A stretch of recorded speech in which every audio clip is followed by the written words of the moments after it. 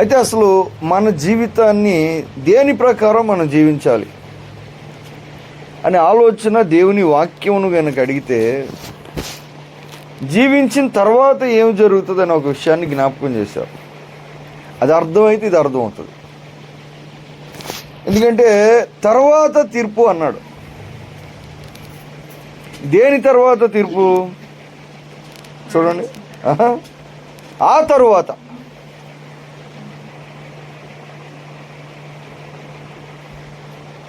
ఈ లోకాన్ని విడిచిపెట్టిన తరువాత మనకు దేవుడిచ్చిన సమయం అంతా మన ఇష్టం వచ్చినట్టు గడిపిన తర్వాత, బలమంతా మనకు నచ్చింది చేసిన తర్వాత, అందరికీ దేవుడు భూమి మీద అవకాశాలు ఇచ్చారు. అవన్నీ తీసుకుని వాటిని ముగించిన తర్వాత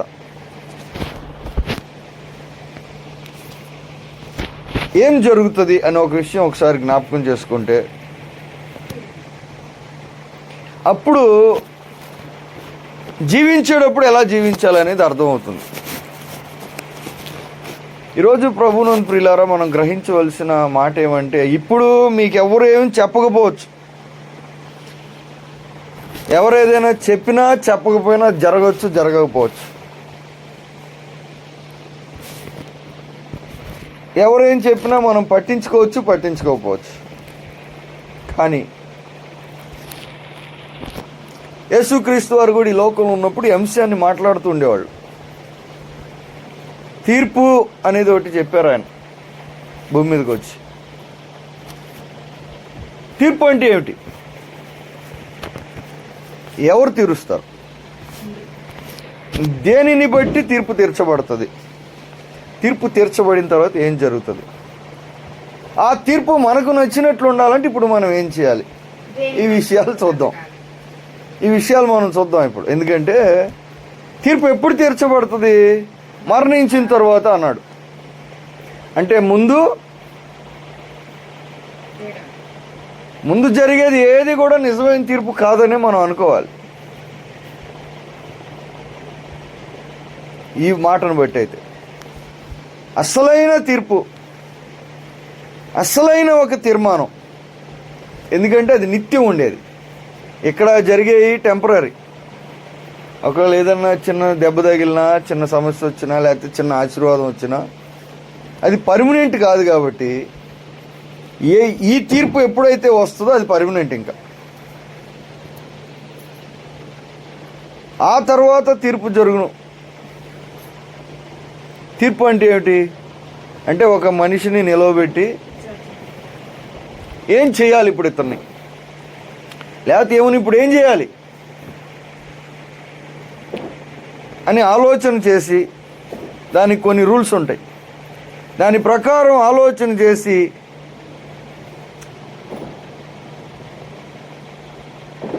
తీర్మానం చేయటం. అయితే ఇక్కడ ఒక సమస్య ఉంది.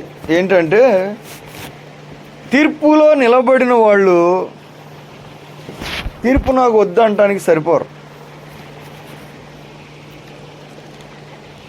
ఇది లోకంలో కూడా మనకు తెలుసు. ఎందుకంటే ఒకవేళ ఏదైనా జడ్జి గారి ముందు మనం నిలబడం అనుకోండి, జడ్జి గారి ముందు మనం నిలబడితే దేనిని బట్టి తీర్పు తీరుస్తున్నారో ఆ తీర్పును అమలు చేసే శక్తి ఆయనకు ఉంటుంది. ఏ రకంగా తీర్పు రావచ్చు. జైల్లో పెట్టండి అనొచ్చు ఒక వ్యక్తిని, లేక మరణశిక్ష వేయండి అనొచ్చు, లేదు బెయిల్ ఇచ్చి నెలకోసారి కోర్టుకు స్టేషన్కి వచ్చి సంతకం పెట్టించుకోండి అనొచ్చు, లేదు క్షమాపణ చెప్పి ఆయన్ని పూర్తిగా విడుదల చేయండి అని ఏదైనా చెప్పచ్చు. ఏ తీర్పు వచ్చినా ఆ తీర్పును అమలు చేసే శక్తి జడ్జి గారికి ఉంటుంది. దానిని కాదనే అధికారం తీర్పుకి నిలబడిన వ్యక్తికి ఉండదు. ఏం తీర్పు వచ్చినా ఆ తీర్పును ఏం చేయాలి? వీళ్ళు తీసుకున్నా తీసుకోకపోయినా వాళ్ళు అమలు చేస్తారు. ఆ శక్తి కలిగిన వ్యక్తి జడ్జి గారు ఈ లోకంలోనే. ఎందుకంటే తీర్పు గురించి మాట్లాడుతున్నాడు. తీర్పు జరుగును. ఏం జరుగుతుంది? జనరల్గా ఈ లోకం వరకే మన ఆలోచన ఉంటుంది. ఇక్కడ ఉండటానికి, లేకపోతే ఇక్కడ అనుకోవటానికి, ఇక్కడ చూసుకోవటానికి మన ఆలోచన ఉంటుంది. ఇక్కడితో అయిపోయిందని అందరూ అంటుంటారు, కానీ అస్సలు ఇక్కడ అయిపోయినట్లేదు. ఇక్కడ అయిపోయిన తర్వాత ఏం జరుగుతుందో చెప్తున్నాడు. ఆ తర్వాత ఎప్పటికీ ఏం జరుగుతుందో కూడా చెప్తున్నాడు. అదే తీర్పు అన్నారు.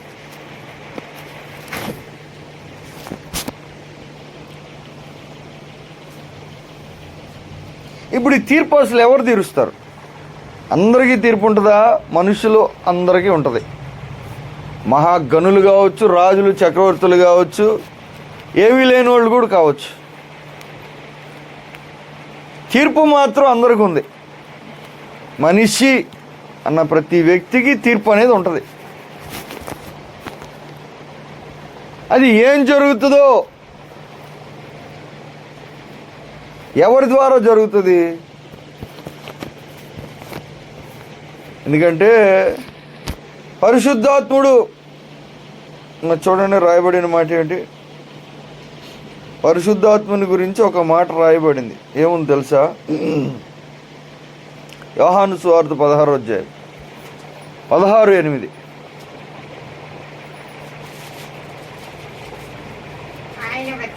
ఆయన వచ్చి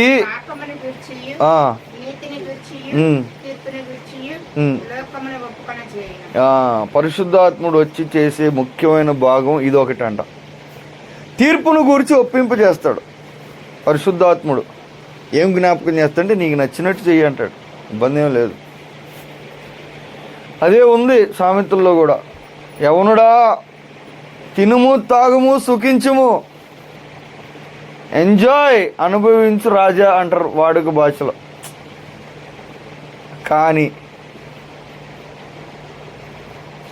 తీర్పు దినం ఒకటి ఉందని గుర్తుపెట్టుకో. అప్పుడు లెక్క చెప్పాలి. ఇప్పుడు నువ్వు ఎవరికి లెక్క చెప్పక్కర్లా. నా నోరు నా ఇష్టం, నా ఒళ్ళు నా ఇష్టం, మా ఊరు మా ఇష్టం, నా బ్రతుకు నా ఇష్టం అని ఇప్పుడు అనొచ్చు. ఏం అనకపోయినా అన్నా పర్వాలా. కానీ తీర్పు దినం ఒకటి ఉంది అని చెప్తున్నాడు. ఎందుకు చెప్తున్నాడంటే ఆ తర్వాత అస్సలుది ఉంటుంది. ఇది అస్సలుది కాదు వాస్తవానికి. యేసుప్రభు వారు చెప్పారు కూడా కథలో. లాజరు, బీద లాజరు, ధనవంతుడు పేరు చెప్పలా. తర్వాత జరిగిందంట అస్సలుది. ముందు అస్సలుది జరగలేదు. కనుక తీర్పు తీర్చేది ఎవరు అంటే ఇక్కడ రాయబడిన మాట చూడండి. యోహాను సువార్త 5వ అధ్యాయము 27వ వచనం. 5:27. 5వ అధ్యాయం. మరియు ఆయన మనుష్య కుమారుడు కనుక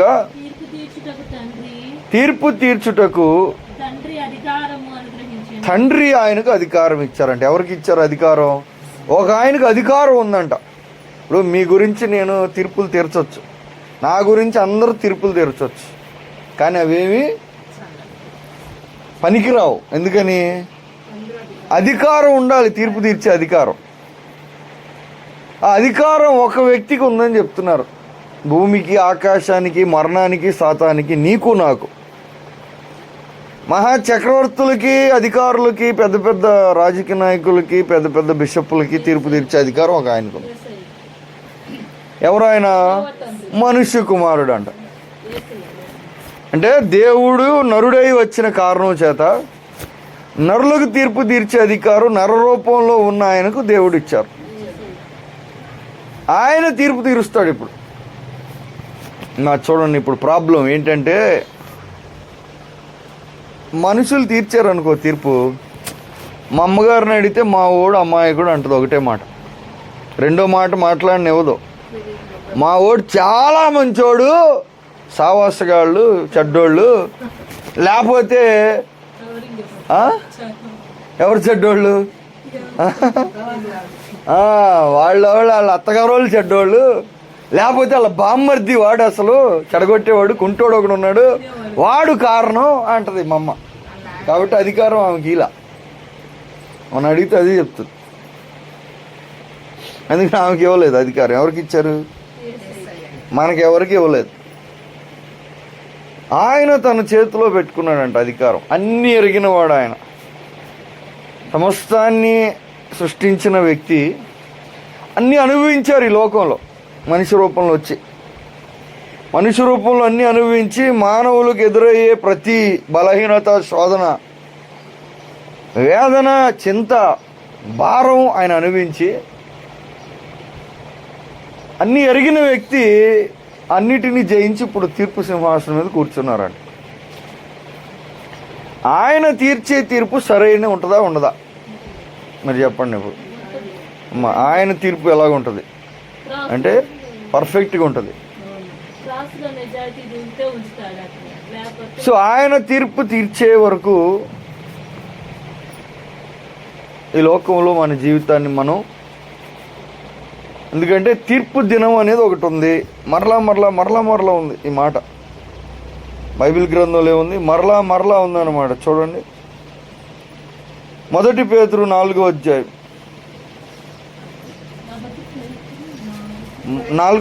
5వ వచనం.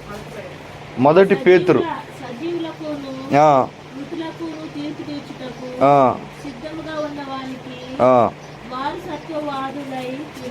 నాలుగో అధ్యాయం 5వ వచనం. సజీవులకును మృతులకును తీర్పు తీర్చుటకు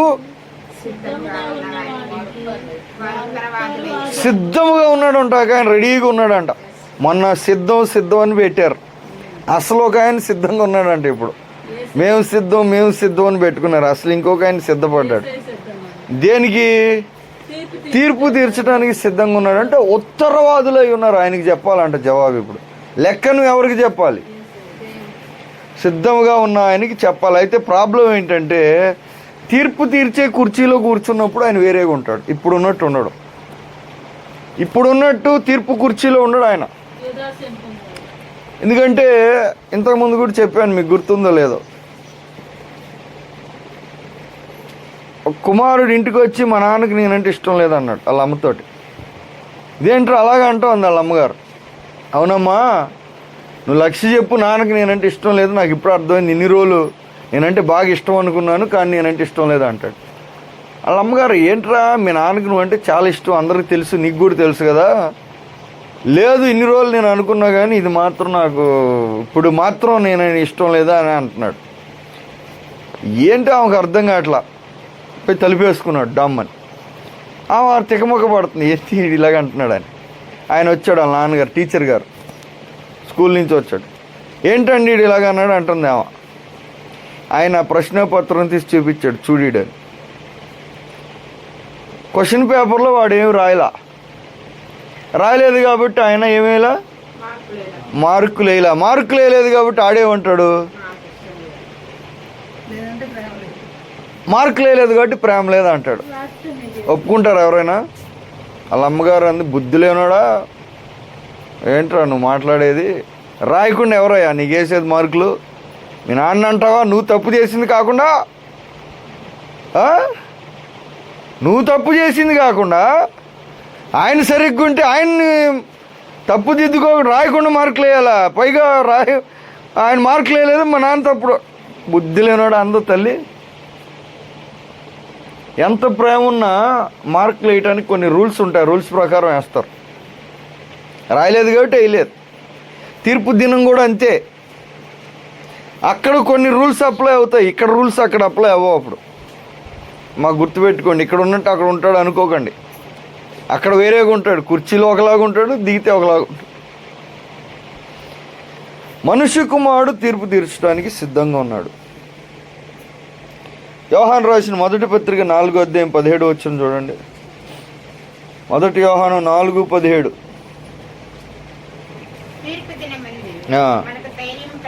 తీర్పు దినమందు అని అంటే ఒక దినం కూడా ఉంది దేవుని ప్రణాళికలో. నిత్యమైన ప్రణాళికలో ఒక దినం పేరు తీర్పు దినం అని పెట్టాడు. చాలా తీర్పు దినము ఒకటి ఉందంట. ఇంకో విషయం చెప్తున్నాడు, తీర్పు తీర్చే వ్యక్తి ఒక ఆయన సిద్ధంగా ఉన్నాడు. ఆ వ్యక్తి తీర్పు దినం అందు తీర్పు తీరుస్తాడు. ఆ రోజు నీకు ధైర్యం కలగాలి. ఈరోజు నీ ధైర్యం పనికిరాదు. ఈరోజు అందరూ ధైర్యంగా ఉన్నారు. ఎవరి ఇంట్లో వాళ్ళు ధైర్యంగా ఉంటారు, ఎవరి ఊర్లో వాళ్ళు ధైర్యంగా ఉంటారు, ఇబ్బంది ఏం లేదు. అక్కడ తీర్పు దినం ఉంది, ఆయన ముందు నిలబడాలి ధైర్యంగా.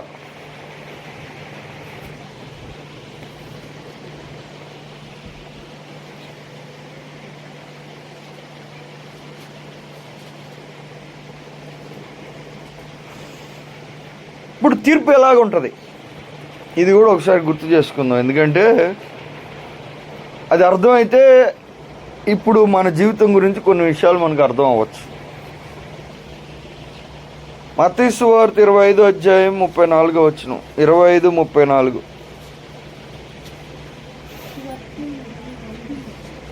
25:34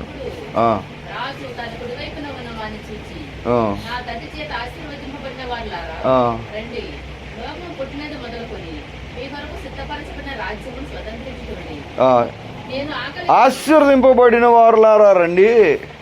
తీర్పు ఎలా ఉండబోతుందో కూడా చెప్తున్నాడు. మీ కొరకు సిద్ధపరచబడిన రాజ్యం మీరు తీసుకోండి అంటాడంట తీర్పు దినాన. అంటే అసలైన రాజ్యం ఎప్పుడు వస్తుంది? తీర్పు తర్వాత ఇస్తాడంట సిద్ధపరిచిన రాజ్యం. కొంతమందికి సాతానుకును వాని దూతలకును సిద్ధపరిచిన అగ్నిగుండం వీళ్ళకి ఇచ్చేయండి అంటాడు. కొంతమంది కుడిపక్క ఎడం పక్క అన్నాడు కదా, దేన్ని బట్టే తీర్పు జరుగుతుంది కూడా మనకు తెలియాలి. ఎందుకంటే ఇండియాలో తీర్పు అనేది ఇండియన్ పీనల్ కోడ్ ప్రకారం జరుగుతుంది, అమెరికాలో వాళ్ళ చట్టాల ప్రకారం జరుగుతాయి. ఈ వర్తించు అక్కడ పరలోకపు చట్టాలు కొన్ని ఉన్నాయి, ఆ చట్టం ఆల్రెడీ రాసి పెట్టేశాడు. దేనిని బట్టి తీర్పు జరుగుతుందంటే అక్కడ కింద చెప్పారు, మనం జీవించిన జీవితాన్ని బట్టి. ఈ లోకంలో మనం ఏమి చేశామో వేరే వాళ్ళకి, అదేగా మనకు మనం ఏం చేసుకున్నాం అన్న విషయం బహు తక్కువగా అక్కడ ఉంది. మనకేం చేసుకున్నాం అనేది లేదు అక్కడ. మేము నీకెప్పుడు చేసామంటే వాళ్ళకి చేసింది నాకు చేసామన్న, అక్కడ అదొక రకమైన తీర్పు. అమ్మ చూడండి, ఇప్పుడు తీర్పు తర్వాత 2 ఫలితాలు ఉంటాయి. ఒకటి నిత్యమైన మహిమ, లేదు నిత్యమైన నాశనం. 2 నాకు వద్దన్నా కుదరదు, ఈడ్చుకెళ్ళి దాంట్లో వేసి పడేస్తారు.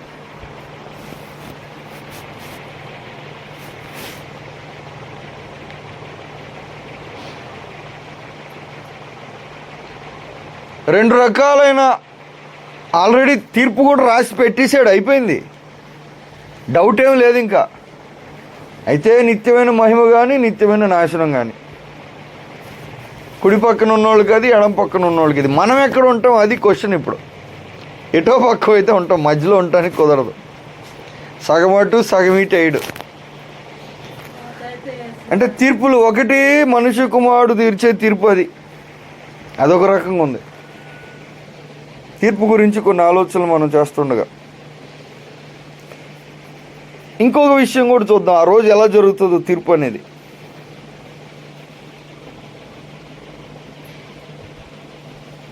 లూకాసు వార్త 11వ అధ్యాయం 31-32 31-32 వచనాలు చూడండి. వారి మీద నేరస్థాపన చేయును. ఆమె సొలొమోను జ్ఞానము వినుటకు భూమి అంతముల నుండి వచ్చును. ఇదిగో సొలొమోను కంటే గొప్పవాడు ఇక్కడ ఉన్నాడు. నినివే మనుషులు విమర్శ కాలమున ఈ తరము వారితో కూడా నిలబడి, ఈ తరము వారితో కూడా ఎవరో నిలబడి నేరస్థాపన. యేసు ప్రభువు ఇంకో విషయం చెప్పాడు. అమ్మ చూడండి, ఇది ఇంకొక వండర్ఫుల్ థింగ్. ఎవరి మీద ఎవరు నేరస్థాపన చేస్తారంటే, అసలు ఇప్పుడు ఉన్నోళ్ళు ఎవరు నీ మీద నేరస్థాపన చేయరు అంటున్నాడు. నీ మీద ఈ ఊరోళ్ళు ఎవరు చేయరు, ఇప్పుడు ఉన్నోళ్ళు ఎవరు చేయరు. అసలు ఎవరి మీద ఎవరు నేరస్థాపన చేస్తారో చెప్తున్నాడు. చూడండి, ఇప్పుడు దేవుని న్యాయాలు, దేవుని మర్మాలు, దేవుని నీతి ఎలా బయటకు వచ్చిందంటే, నా బాధలు నీకు తెలుసా అంటాం మనం. నీకేమర్థం అవుతుంది మేము పడేది, నీకు చెప్పటం తేలికే. నీకు తెలుసా మేము ఎన్ని కష్టాలు పడి మేము ఎందుకు చేస్తున్నామంటే చేసేవాళ్ళకి పడేవాళ్ళకి తెలుసుద్ది అంటాం మనం. అందుకని దేవుడు ఎవరి ద్వారా ఎవరికి తీర్పు తీర్చేలాగా పెట్టాడంటే, ఎవరి మీద ఎవరు తీర్పు తీరుస్తారని చెప్తున్నాడు. నేరస్థాపన ఎవరి మీద ఎవరు చేస్తారంట. ఇప్పుడు ఉన్నోళ్ళు ఎవరు మిమ్మల్ని ఏమనరు, ఈ ఊరు వాళ్ళు మిమ్మల్ని ఏమనరు, మీ బంధువులు అనరు, మీ టీచర్లు అనరు, లేకపోతే మీ ఎవరు అనరు, సంఘస్థులు అనరు. ఎవరంట చదువు ఎవరి మీద ఎవరు చేస్తారు నేరస్థాపన?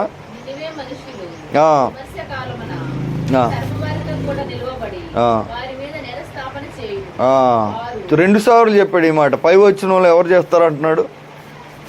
దక్షిణ దేశపు రాణి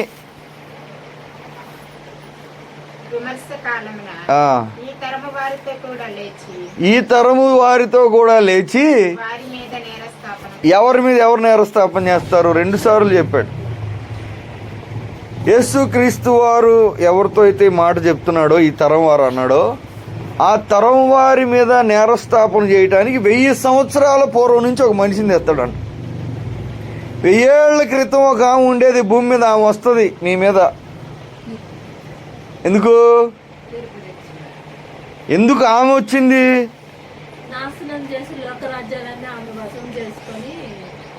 ఆమె కాదమ్మా, షేబా దేశపు రాణి వచ్చింది. సొలొమోను జ్ఞానం వినుటకు ఆమె 2 నెలలు ప్రయాణం చేసి గొప్ప మాటలు చెప్తాడంటే ఆమె వచ్చి విన్నది. ఆయనకంటే గొప్పవాడు ఇక్కడ ఉంటే మీరు ఎందుకు వినరని ఆమె వచ్చి నేరస్థాపన చేస్తుంది అంటున్నాడు. ఎందుకు ఇదే మాట చెప్పాడు మళ్ళా. అయ్యా సూచక్రియ మాకోటి చూపి ఆకాశం నుంచి అంటే మీకు సూచక్రియ ఏమి ఉండదు, యోనా గురించి తప్ప మీకు ఏమి ఉండదు అన్నాడు. ఏంటి యోనా అంటే? యోనా వాక్యం చెప్తే నినివే పట్టణస్తులు మారారు. వాళ్ళు వస్తారు ఇప్పుడు ఏమని? వాక్యం చెప్తే మేము మారితే, వాక్యం చెప్తే మీరు ఎందుకు మారలేదు అంటారంట. నువ్వు అద్భుతాలు అడుగుతున్నావు, ఆశ్చర్యకార్యాలు అడుగుతున్నావు, సూచక్రియలు అడుగుతున్నావు, అడగకుండానే మారినోడు ఒకడు వస్తాడు ఇప్పుడు. అంటే మనం ఏమంటాం?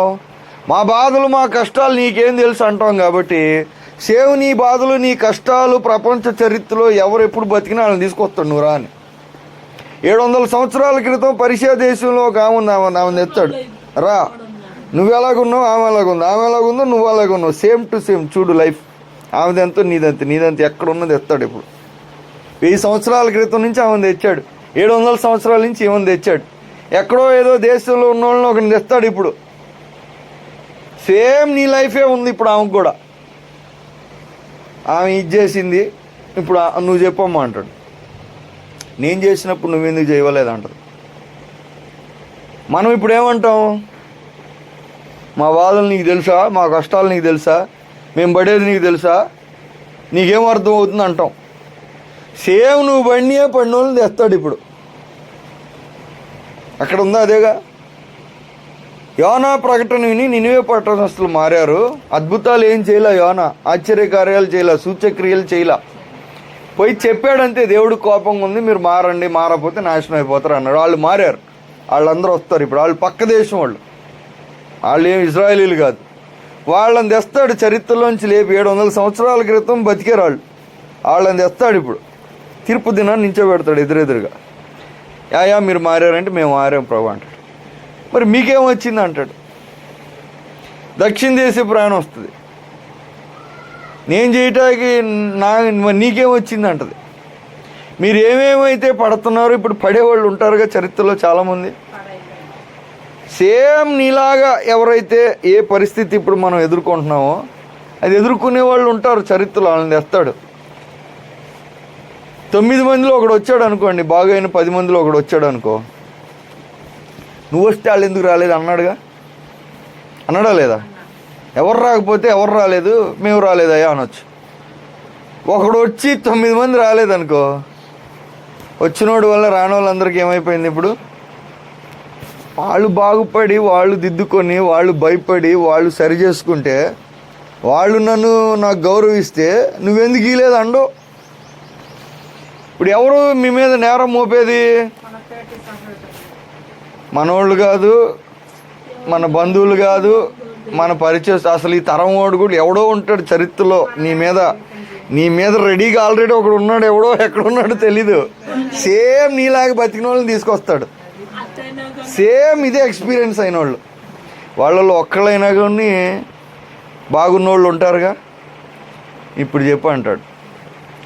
అప్పుడు మొత్తం ఎన్ని లక్షల కోట్ల మంది అందరూ ఒకే రోజుగా తీర్పు ఒకే రోజు జరుగుతుందంట. అంతమందిని ముందు నిన్ను నించోబెట్టి వాళ్ళని నించోబెట్టి నువ్వు చెప్పమ్మా అంటే చెప్పేదేముంది ప్రభావ నువ్వు చూసావుగా అంటది. నువ్వు బాగానే చేసావు, మరి వీళ్ళ సంగతి ఏంటంటే లేదు నేను చేసినప్పుడు వాళ్ళకేం వచ్చింది అందామా, అప్పుడు నువ్వేమైపోతావు. యేసుప్రభు ఏమన్నా ఆయన చూస్తూ ఉంటాడు అంతే,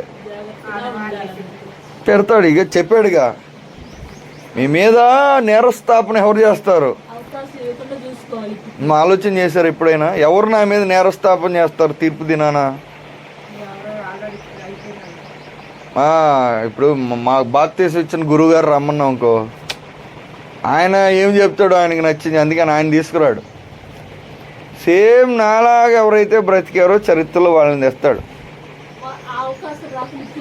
మా అర్థమవుతుందా మీకు? తీర్పు దినమున రెండవ రకమైన తీర్పు, ఎవరి మీద ఎవరు నేరస్థాపన చేస్తారో కూడా మీకు తెలియాలి.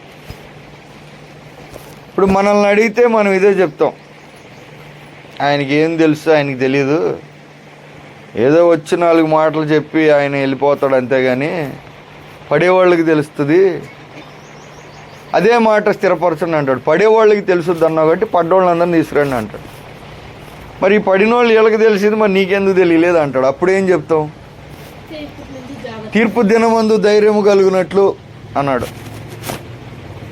అర్థమవుతుంది మీకు? చూడండి ఇప్పుడు ఎవరు తీర్పు తీరుస్తారో, ఎక్కడున్నారో తెలీదు. మనలాంటి జీవితం జీవించిన వాళ్ళు చరిత్రలో ఏ దేశంలో ఉన్నారో, వాళ్ళు ఎక్కడున్నారో తెలియదు, కానీ ఎదురు బదురు పడతాం వాళ్ళు మనం ఒక దినాన. ఎందుకంటే దక్షిణ దేశ ప్రాణి సొలొమోన్ కోసం ఇంత ప్రయాణం చేసి వచ్చి విన్నప్పుడు ఆల్రెడీ ఆయన కంటే గొప్పవాడు వచ్చి చెప్తుంటే మీరు ఎందుకు వినలేదా అంటది అన్నాడు. ఎవరైతే అర్హత కలిగిన వాళ్ళు కొంతమంది ఉంటారు మనలాంటి జీవితం జీవించిన వాళ్ళు, వాళ్ళు ముందు మనం నిలబడినప్పుడు నేరస్థాపన అప్పుడు కాదనలేంగా. ఎందుకంటే అందరి ముందు కనపడుతూ ఉంటుంది ఏం జరిగిందో చరిత్ర మొత్తం. రెండో విషయం, ఈ దేని గురించి అసలు తీర్పులు అనేది జరుగుతుంది? మత్తయి సువార్త 12:37, 12:37 అసలు నీకు తీర్పు తీర్చేది ఎవరు? తీర్పు ఎవరు నీకు తీర్చేది? ఒకటి నీలాంటి జీవితం జీవించిన వాళ్ళు తీరుస్తారు, మిగతా వాళ్ళు సైలెంట్ చూస్తూ ఉంటారు. మేమేం చెయ్యం, మేము ఊరికి చూస్తూ ఉంటాం, మీ మొఖం వాళ్ళ మొఖం, నీ మొఖం వాళ్ళ మొఖం, మేమేం తీర్చాం. మీ ఇద్దరు ఎదురెదురు పడతారు. సేమ్ నీ లైఫే వాళ్ళకు ఉంటుంది, వాళ్ళ లైఫే నీకు ఉంటుంది. రెండవది, అప్పుడు కూడా ఎవరిని ఎవరు చేయరు. మాటలను బట్టి మాటలు వస్తాయంట. మనం మాట్లాడిన మాటలు, లోపల మాటలు, హృదయంలో మాట్లాడుకున్న మాటలు, బయట మాట్లాడిన మాటలు, మాటలన్నీ రికార్డు. ఇప్పుడు ఆల్రెడీ రికార్డు ఉందిగా, ఆడియో రికార్డింగ్ అవుతుంది, ఆడియో రికార్డింగ్ అయిపోయి ఉంటుంది, మొత్తం రికార్డు ప్లే అవుతూ ఉంటుంది. మనం అన్న మాటలన్నీ వస్తూ ఉంటాయి, ఒక్కోటి వినపడతా ఉంటాయి. మాటలన్నీ ప్లే అవుతూ ఉంటాయి, అందరి ముందు మాట్లాడిన మాటలు మొత్తం ప్లే అవుతూ ఉంటాయి.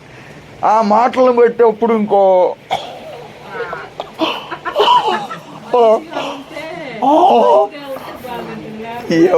ఏం మాటలు, ఎవరి గురించి ఎవరు ఒక్కొక్కళ్ళు మొఖాలు చూసుకుంటారు. పలానా మనిషి ఈ టైంలో ఇట్లా ఈ మాటలన్నీ ప్లే అవుతాయి. ఇప్పుడు ప్లే అయిన మాటల ద్వారా అమ్మా చూడండి తీర్పు, మాటలను బట్టి తీర్పు అన్నాడు. ఇంకా గొప్పగా ఒక మాట చెప్పాడు. ఏమన్నాడు? మత్తయి సువార్త 7:2, 7:2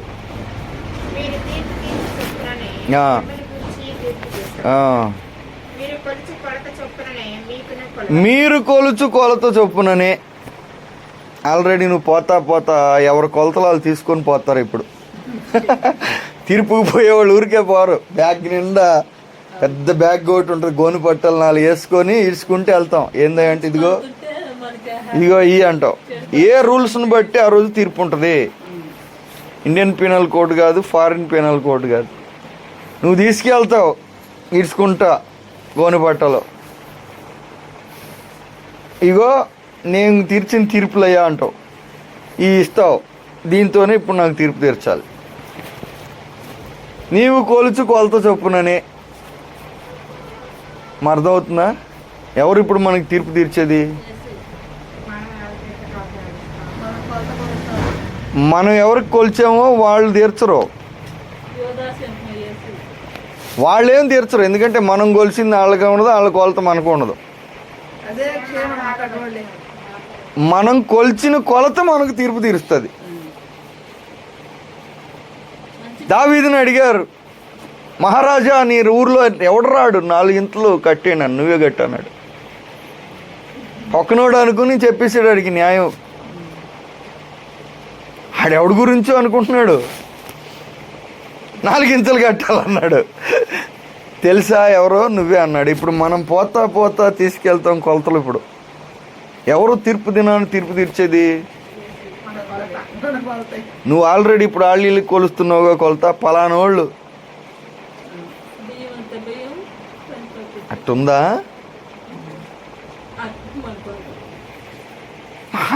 భయంకరమైంది, చండాలది అసలు, పిసినారది, గయ్యాలిది, అమ్మో కంత్రి అవన్నీ వస్తాయి అంటబడి. కొలుతూ అంటాడు, కింద నుంచి మీద స్కేల్స్ పెడతా ఉంటారు, మళ్ళీ దాంట్లో పెడతా ఉంటారు.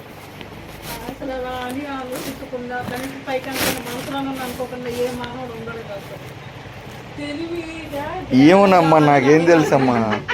తీర్పు దినాన్ని ఉండడు అంటే మరి ఏం చేయాలి? అందుకే అందరికి తీర్పు అంటున్నాడు, అందరికి తీర్పు అంటున్నాడు. అందుకనే పైన ఏమన్నాడు అంటే, తీర్పు తీర్చకుడి, అప్పుడు మీకు తీర్పు తీర్చబడదు అన్నాడు. నాకెందుకు అనాలి, నాకు బోల్డన్ ఉన్నాయి, నేనేం చెప్తాను వాళ్ళ గురించి అనాలంట. మనం దూరి మధ్యలో ఎవరో ఏదో మాట్లాడుకుంటా ఉంటే అట్లనా, అలా ఎందుకు అన్నారు వాళ్ళు, తప్పు, అది అసలు తప్పు అనకూడదు, అలాగంటే అలాగా అని మనం లోపల దూరి, మీరు కొలత చొప్పునని మీకు అట్లా చేయాలి, ఇట్లా చేయాలి, అట్లాగా ఉండాలి, ఇట్లాగా ఉండాలి. అదేంటది? వాళ్ళకి భయం చెప్పాలా వద్దా? కరెక్ట్ కాదు. ఇవన్నీ వస్తాయి మనతో పాటు వెంటబడి. ఇప్పుడు ఆల్రెడీ తీర్పు దినాన తీర్చబడే తీర్పులు ఆల్రెడీ భూమి మీద మనం ఆల్రెడీ సగం అయిపోయినాయి. ఆల్రెడీ ఇక్కడే జరుగుతున్నాయి అన్నీ. అక్కడ దాకా వెయిటింగ్ కూడా అక్కర్లేదు. ఆల్రెడీ ఇక్కడ రెడీగా నువ్వు ఏమో పెట్టేసుకున్నావు. అందుకని ఏం చెప్తున్నా అంటే, ఒకటి తీర్పు తీర్చుకుని అన్నాడు, లేదంటే ధారాళంగా తీర్చుకుని అన్నాడు. కనికరం లేనివాడు కనికరం లేని తీర్పు పొందును అన్నాడా లేదా? నాకు తీర్పు తీర్చొద్దంటే కుదరదు. నువ్వు తీర్చిన తీర్పులు నీకే తీర్చుకుంటున్నావని చెప్తున్నాడు.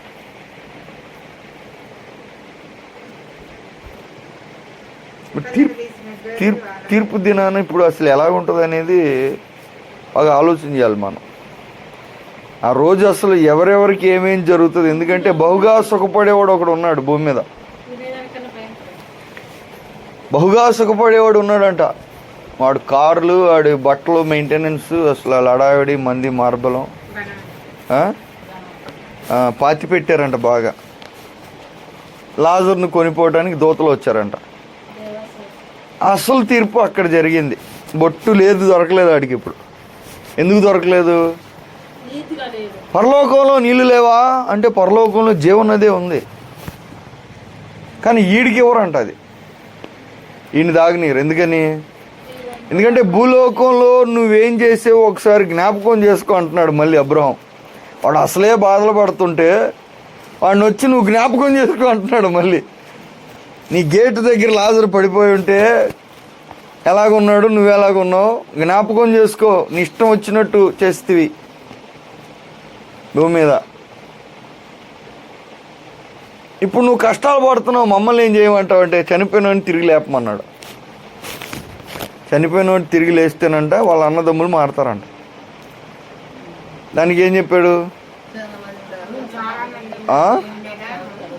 మోషేయు ప్రవక్తలు ఉన్నారు, వాళ్ళ మాట వినాలి అన్నాడు. అంటే ఆల్రెడీ వాళ్ళకి బైబిల్ ఉంది, వాళ్ళకి వాక్యం అనేది దొరుకుతుంది. అదేనా మారలేదంటే అద్భుతం జరిగినా కూడా మారరు. ఎందుకంటే మీకు ఆల్రెడీ ఇన్ని అద్భుతాలు జరిగినాయి, మీరు ఏం మారారు అన్నట్టు మాట్లాడుతున్నాడు. ఇన్ని అద్భుతాలు జరిగినాయి, మీకు నువ్వేం మారావు? ఏదో జరిగితే ఏదో జరగలేదు అద్భుతం. ఏం మారావు? నువ్వు ఏం మారావు చెప్పు. ఏం మారలా. ఏదో మారుతాడు ఎవడు మారుతాడు? నువ్వు మారావా? ఎవడు మారా? జరగలేదా? జరిగినాయి. గుంటూరు జిల్లా మొత్తం జరుగుతున్నాయి. జరగట్లేదా? జరుగుతుంది. మారుతున్నారా? మరి కరెక్ట్గా ఆయన చెప్పింది. ఇని మారితే మారినట్టు, మారే మనసు నీకు లేదు. ఎందుకంటే మారటానికి కనపడుతున్నాయి, రాత్రి పగలు కనపడుతున్నాయి జరిగే కార్యాలు. మనకే బోళ్ళని జరిగినాయి. మారుతున్నారా? మారుతున్నారా? దాని అర్థం ఏంటి? దేవుని తీర్పు న్యాయమైంది. దేవుని తీర్పు వాడికి అంతే అవ్వాలి అన్నట్టుగా ఉంది మీరు చెప్పేది. వాడికి అంతే అవ్వాలి ధనవంతుడికి. ఎందుకంటే అన్ని అద్భుతాలు జరిగినా వాడు ఏం మారాడు? ఏం మార్చుకున్నాడు? మనిషి భూమి మీదకి రావటం చూస్తున్నారు, పోవటం చూస్తున్నారు. ఈ రెండు అద్భుతాలే. వాస్తవానికి అద్భుతాల్లో అద్భుతం ఏమిటి? మనిషి భూమి మీదకి రావటం ఒక అద్భుతం, పోవటం ఒక అద్భుతం. కనపడుతున్నాయి రాత్రి పగలు. నువ్వు కూడా పోతావు, నీకు తెలుసుగా, అదే అద్భుతం. మరి ఏది సిద్ధపాటేది?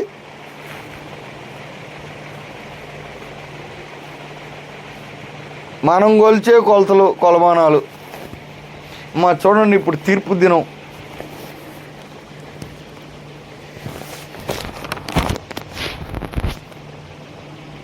రోమపత్రిక 2:5 2:5.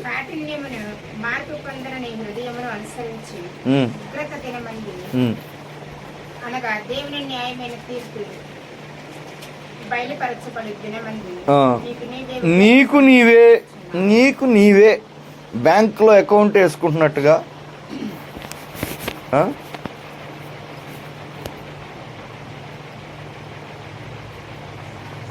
నీకు నీవే ఏం సమకూర్చుకుంటున్నావు? నీ కాఠిన్యము మార్పు పొందని నీ హృదయమును. ఏంటి? 2 విషయాలు చెప్పాడు. నీ కాఠిన్యము మార్పు పొందని నీ హృదయం.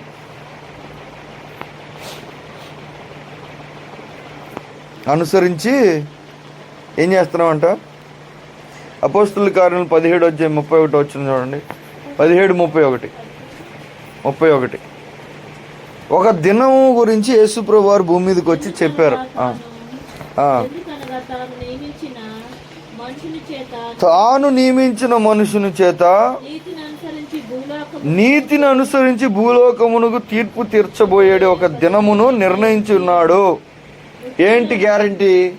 తీర్పు జరుగుతుంది. ఏంటి గ్యారంటీ? నువ్వు చూసావా? నేను చూసానా? తమ్ముడు, నువ్వు చూసావా? నేను చూసానా? తీర్పు తీర్చావని ఏంటి గ్యారంటీ?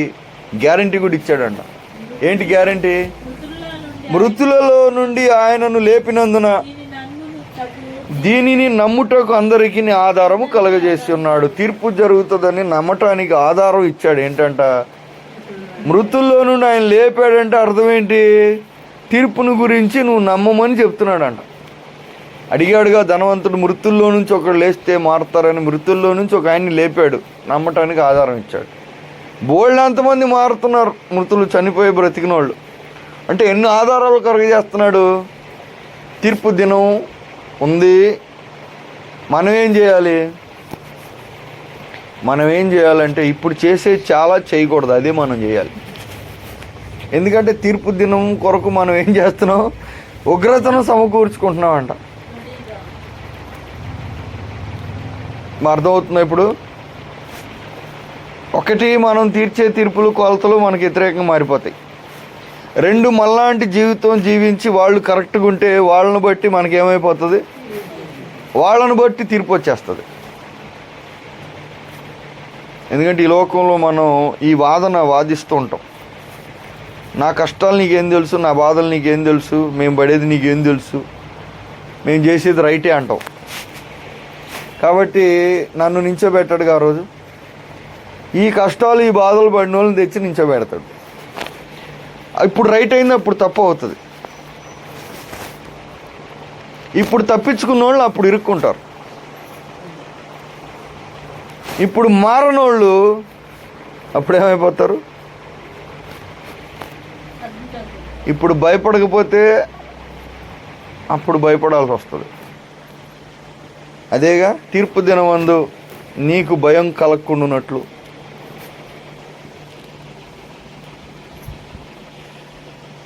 వాక్యం చెప్తుంటే రాజుగారికి భయం వేసిందంట. పౌలు గారు చెప్తుంటే భయం వేసి చెప్ప దాపి అన్నాడంట. మారలేదాడు, భయపడ్డాడు కానీ మారలా.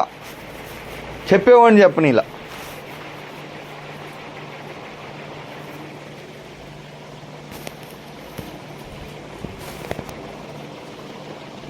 మొదటి కొరి 11:31 వచ్చిన. మొదటి కొరి 11:31. 11:31. అయితే మనలను మనమే విమర్శించుకొని నెడల తీర్పు పొందకపోదుము. ఒక ఛాన్స్ ఇచ్చాడు దేవుడు. ఏంటి? ఇప్పుడు ఎవరినాళ్ళు విమర్శించుకోండి యథార్థంగా, అప్పుడు తీర్పు పొందకుండా తప్పించుకుంటాం. యేసుక్రీస్తులో ఉన్నవారు తప్పించుకోవటానికి దేవుడు ఇస్తున్న అవకాశం ఏమిటి? మనలను మనమే విమర్శించుకొని నెడల ఆ పాపాలు దేవుని దగ్గర ఒప్పుకొని కనికరాన్ని పొంది దాని విషయం కొన్ని తీర్మానాలు తీసుకుంటే మనలను మనమే విమర్శించుకోవాలి.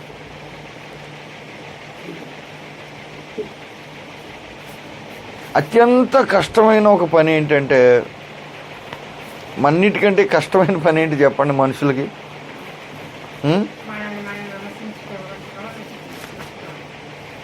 పక్కనోళ్ళు విమర్శిస్తే మనం ఒప్పుకోవటం అన్నిటికంటే కష్టమైన విషయం. ఎవరైనా మనం విమర్శిస్తే మనం ఒప్పుకోలేము. అసలు ఎంత పనైనా చేస్తారు, కష్టపడి పని చేస్తారు, కానీ శరీర కష్టమైనా పడతారు. కానీ పలానోళ్ళు పిలిచి అమ్మ నీ గురించి ఒక మాట చెప్తావు, నువ్వేం అనుకోవద్దు, అనుకోనంటే నేను చెప్తా, నేను ఏం అనుకోను పాస్టర్ గారు చెప్పు అంటే చెప్పాను అనుకో, ఇంకేం లేదు. ఇంకా ఆ మాట పట్టుకొని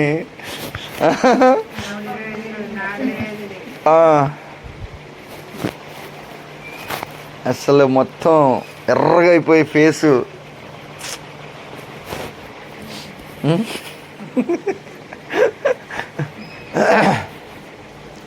నువ్వు అనుకున్నా నాకేం పర్వాలేదు, నువ్వు అనుకున్నా నాకేం బాధ లేదు, నేను చెప్పేదే అని చెప్పాను అనుకో,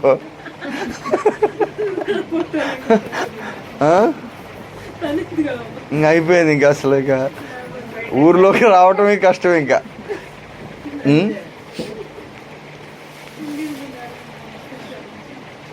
మనలను మనమే విమర్శించుకునే ఎడల తీర్పు పొందకపోదు. అంటే తీర్పు గురించి చెప్తున్నాడు మళ్ళీ. ఇప్పుడు నువ్వు విమర్శించుకోకపోతే తీర్పు పొందుతావు. మళ్ళీ తీర్పు దగ్గరికి వెళ్తున్నాడు. తీర్పు తీర్చే వ్యక్తి, తీర్పును నమ్మటానికి ఒక రుజువు, తీర్పు తీర్చబడే దినము, తీర్పు దినమందు నేరస్థాపన చేయటానికి కొలమానాలు, మనలాంటి జీవితం జీవించిన వాళ్ళు, తీర్పు తీర్చబడిన తర్వాత మహిమ రాజ్యం కానీ నరక రాజ్యం కానీ అవి కూడా రెడీగా, అన్నీ రెడీగా ఉన్నాయి, నువ్వే రెడీ అవ్వాలంటున్నాడు. రెడీ అయినా కాకపోయినా డేట్ వస్తే వెళ్ళిపోతాం. డేట్ వస్తే వెళ్ళిపోవటం, ఇంకా మాట్లాడే పని లేదు. ఇక ఇప్పుడు బ్యాటరీ ఛార్జింగ్ అయిపోయింది అనుకో, కాసేపు ఛార్జింగ్ అయ్యి ఆఫ్ అయిపోద్ది. ఇంకా ఎవరిని అడగదుగా, వానరు నువ్వు నేను ఆఫ్ అవునా వద్దా అంటే అడగదుగా. బ్యాటరీ స్లోగా డౌన్ అయ్యి స్విచ్ ఆఫ్, అంతే. మాట్లాడితే మధ్యలో స్విచ్ ఆఫ్ అంటది. ఏంటంటే సో మనం మన జీవితాన్ని ఇప్పుడు ఏం చేయాలి అంటే, ఇప్పుడు మనల్ని సంతోషపరచుకోవటం కాదు, ఇప్పుడు మనుషులకు ఇష్టం వచ్చినట్టు మనం ఉండటం కాదు, కానీ తీర్పు దినం మనకు ధైర్యం కలిగేలా ఇప్పుడు మనం జీవించాలి. తీర్పు దినం కొరకు మన జీవితాన్ని మనం క్రమపరచుకోవాలి. తీర్పు దినాన్ని దృష్టిలో పెట్టుకుని ఇప్పుడు జీవించాలి. తీర్పు దినమందు గొప్ప తీర్పు మనకు కలిగేటట్లుగా ఈ లోకంలో మనం ఏం చేయాలి?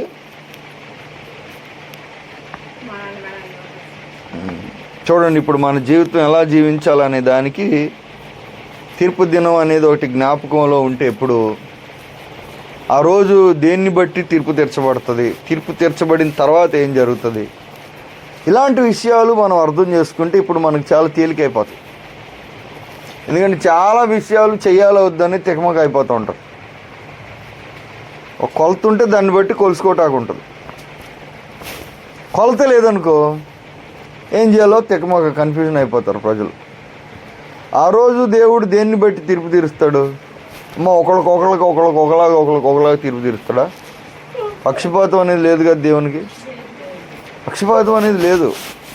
తీర్పు సింహాసనం అందు కూర్చున్నప్పుడు అందరూ సమానమే. ఆ రూల్స్ ప్రకారం ఆయన తీరుస్తాడు.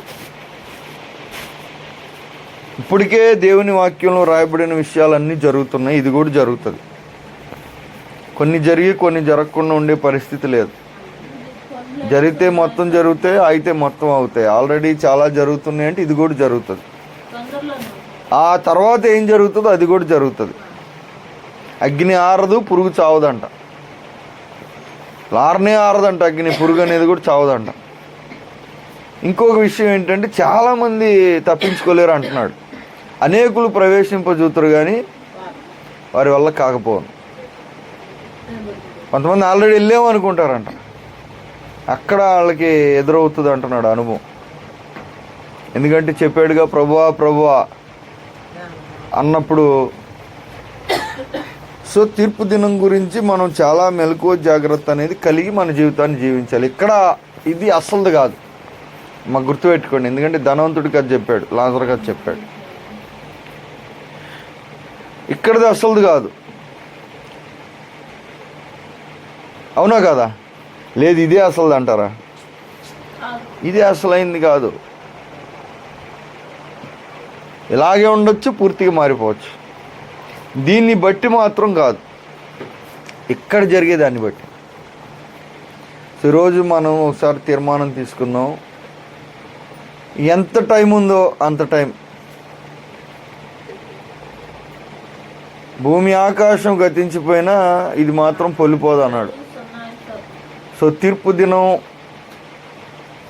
దానిని ఆ తర్వాత జరిగే విషయాలు. ఇంకో మాట కూడా చెప్పాడమ్మ. 1 కొరింథీ 6వ అధ్యాయం 2వ వచనం చదవండి. 6:2. 6వ అధ్యాయం 2వ వచనం. ఎవరు తీరుస్తారంట తీర్పు? పరిశుద్ధులు లోకమునకు తీర్పు తీర్చి మీ వలన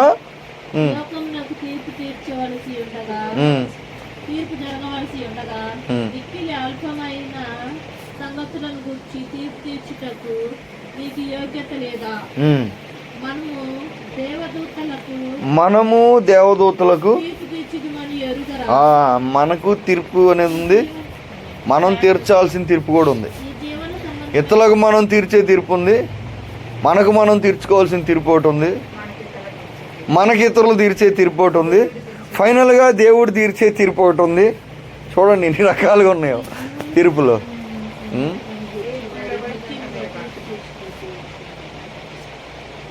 దేవదూతలకు కూడా మీరు తీర్పు తీర్చాలి, కాబట్టి ముందు మీకు మీరు తీర్పు తీర్చుకోండి అంటున్నాడా?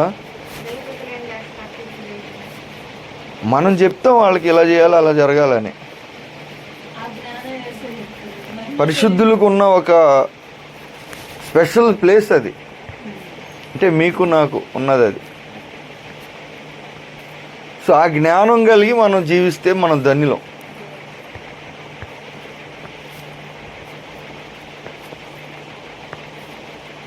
రాజులు చాలా గొప్పగా బతికారు, కానీ వాళ్ళు ఏమైపోయి ఉంటారో మీకు అర్థమై ఉంటుంది. ఇప్పుడు రాజుల సంగతి తిరిగిపోయినా బైబిల్ రాజుల సంగతి తెలుసుగా మనకి. పిలాతు, ఏరోదు, అప్పుడు వాళ్ళు ఏమైపోయారో మనకు అర్థమవుతుంది. గొప్పగా బతికారు వాళ్ళు చూడటానికి. జనాలు అయితే చప్పట్లు కూడా కొట్టారు, దేవుని స్వరం అన్నారు ఒకరిని పట్టుకొని. నాడు పురుగులు పెట్టి ఎగిరిపోయాడు.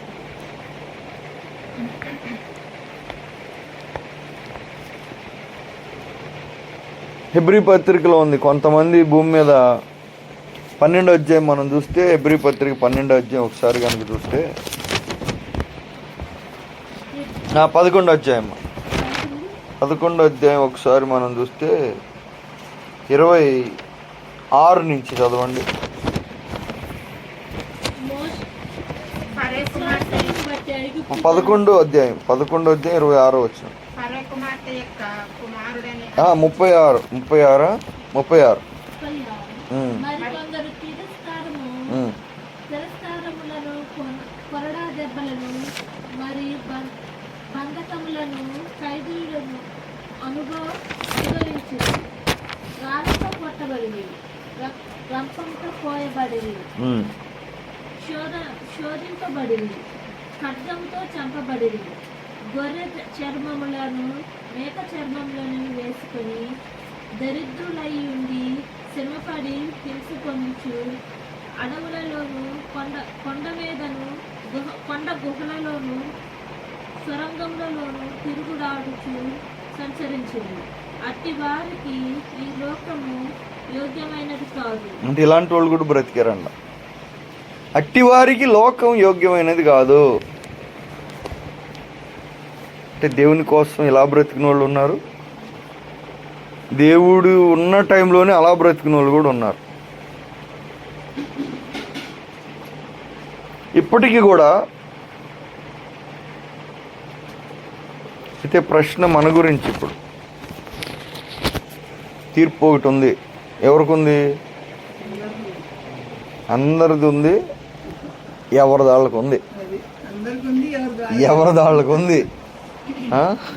ఒకరితో ఒకరికి రాదు. మీది నాకు రాదు, నాది మీకు రాదు. సో మనం ఇప్పుడు ఏం చేయాలి? దాన్ని మనం అర్థం చేసుకుంటే ఏ రోజుకి ఆ రోజు, ఈరోజు నేను తీర్పుకు తగినట్టుగా జీవించగలిగానా అని మనం ఆలోచన చేసుకుంటూ జీవిస్తే ఆ రోజు గొప్ప ధైర్యం కలుగుతుంది మనకు.